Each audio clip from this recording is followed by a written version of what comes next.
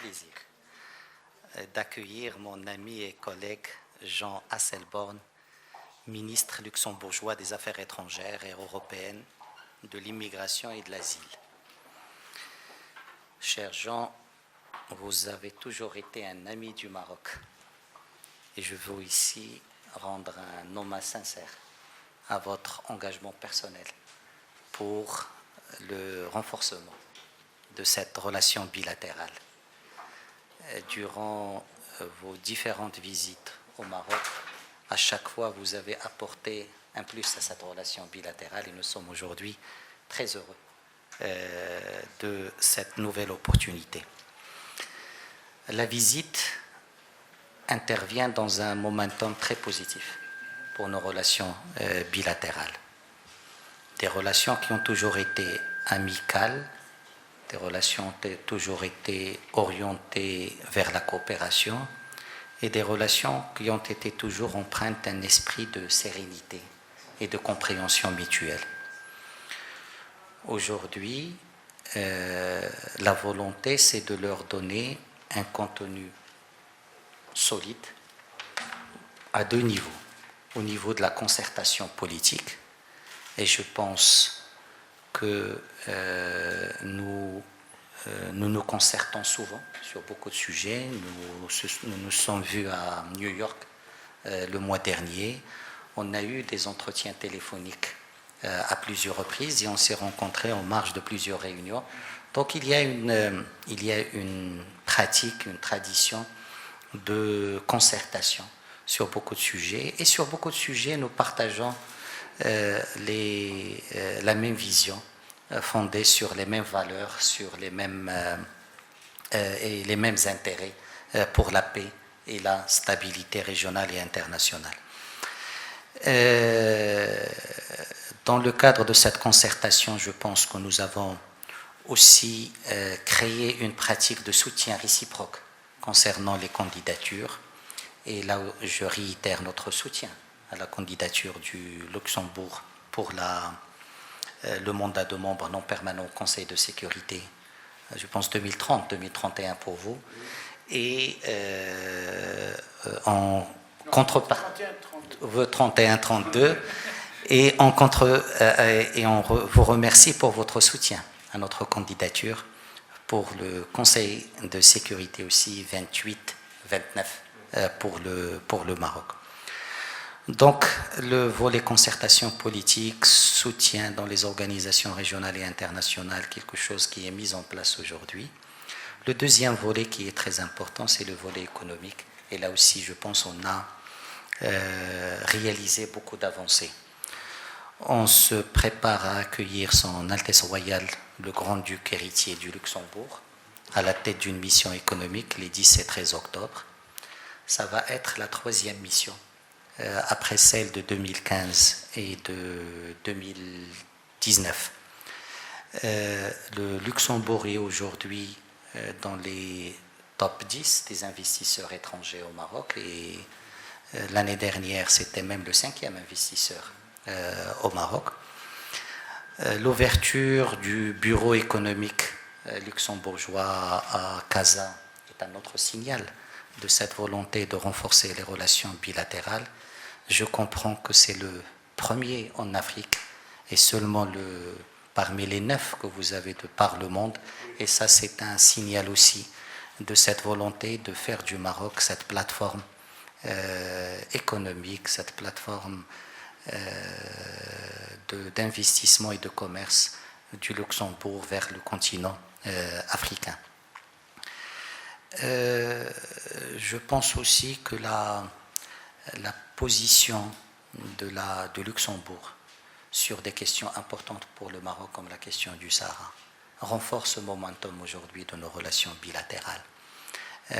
Nous apprécions cette position constructive, cette position positive et cette position qui aide les efforts menés par le secrétaire général et son envoyé personnel.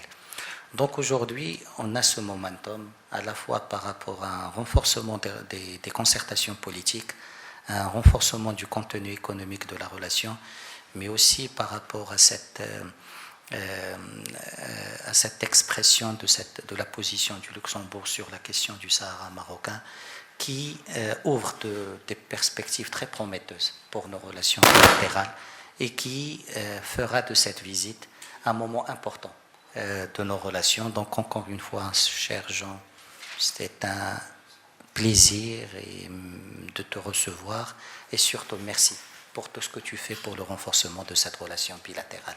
Merci. Merci beaucoup, cher Nasser. Donc, c'est aussi pour moi un grand honneur qu'avec mon équipe de Luxembourg, nos diplomates, être reçus. Vraiment, ça s'est fait en quelques semaines et je te remercie, Nasser. Et comme tu l'as dit, la semaine prochaine, donc, il y aura cette délégation du luxembourgeoise ici au Maroc, emmenée par le prince, le grand-duc héritier, et donc avec le ministre de l'économie et des gens qui représentent l'économie luxembourgeoise. Et effectivement, ce bureau de promotion qui a été ouvert, nous on dit Casablanca, je suppose que ça c'est Casa, donc c'est très important pour nos relations. Personnellement, c'est très difficile à expliquer en quelques phrases ma relation en tant que ministre des Affaires étrangères avec le Maroc. J'étais plusieurs fois ici et déjà, je pense, la première visite, ça doit avoir été en 2004-2005. Et donc, j'ai vécu un peu votre évolution. Bon, j'ai essayé d'expliquer un peu à Nasser donc la mentalité européenne et la situation dans laquelle l'Europe se trouve actuellement.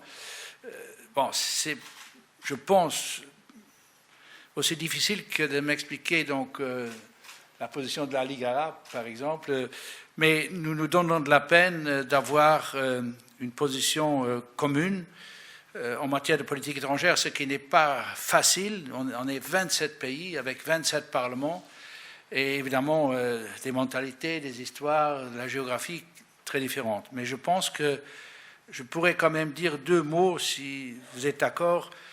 L'Europe n'a pas explosé après le Brexit. Et ça, c'était déjà quelque chose de très particulier. Vous savez que je ne pense pas que les Anglais se sentent bien dans leur peau actuellement, mais nous non plus. Je pense que l'Europe, effectivement, stratégiquement, politiquement, aurait eu un poids beaucoup plus important avec UK que sans UK, mais bon, on cherche à avoir des relations qui restent des relations, de bonnes relations avec la Grande-Bretagne. Mais alors, deuxièmement, je vais vous expliquer un tout petit peu notre position, je pense, sur l'Ukraine et sur la Russie.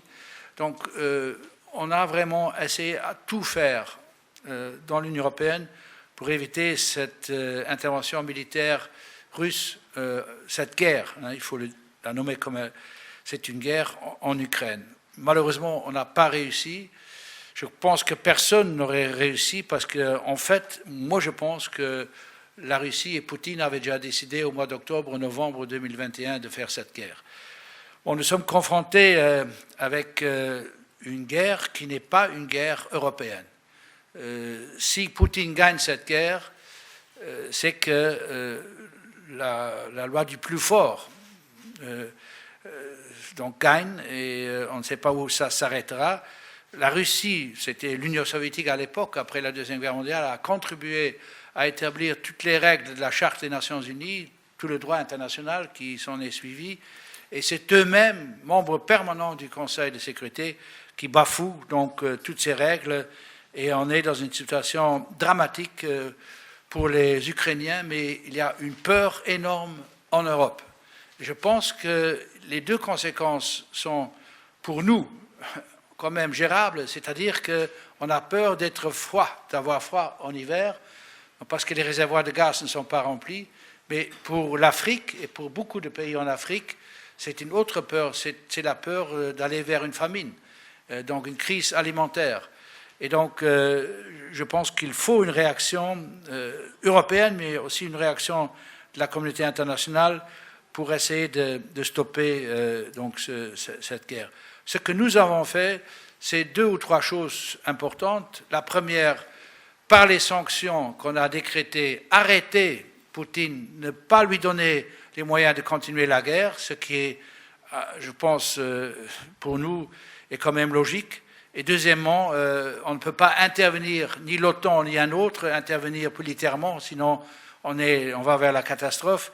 Donc on a essayé de donner des équipements militaires à l'Ukraine pour se défendre. Nous, pas seulement l'Europe, c'est aussi d'autres pays, surtout les États-Unis d'Amérique et d'autres. Et bon, je sais qu'on ne peut pas résoudre le problème avec des sanctions et avec des armements. C'est pour ça qu'on a décidé aussi politiquement de donner le statut de candidat à l'Ukraine, donc que l'Ukraine puisse aller vers l'Union européenne. Tout ça, c'est aussi, ça prend du temps et c'est à moyen terme. Mais nous espérons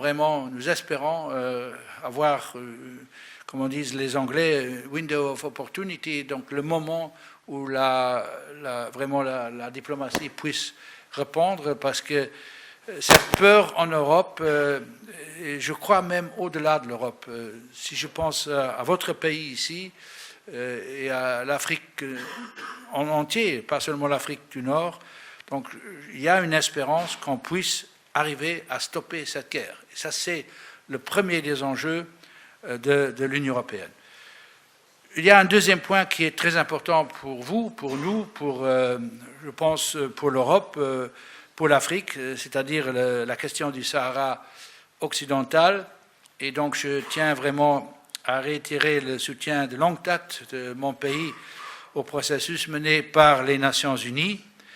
J'ai vu souvent donc mon ami Taib Fassi, et toi Nasser, tu étais très impliqué, tu étais chef de cabinet, donc vraiment je connais cette histoire, et nous saluons donc Stéphane de Mistura, maintenant a été nommé pour toute son expérience pour essayer de trouver des solutions, et donc nous considérons que le plan d'autonomie présenté en 2007 comme un effort sérieux, crédible du Maroc et comme une bonne base pour une solution qui pourrait être acceptée par les parties.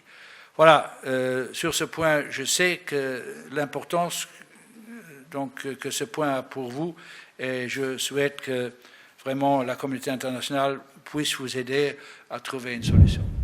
باش يوصلك جديد فيديوهات الأنباء تيفي تابونوا معنا في لاشين يوتيوب وفعلوا الجرس.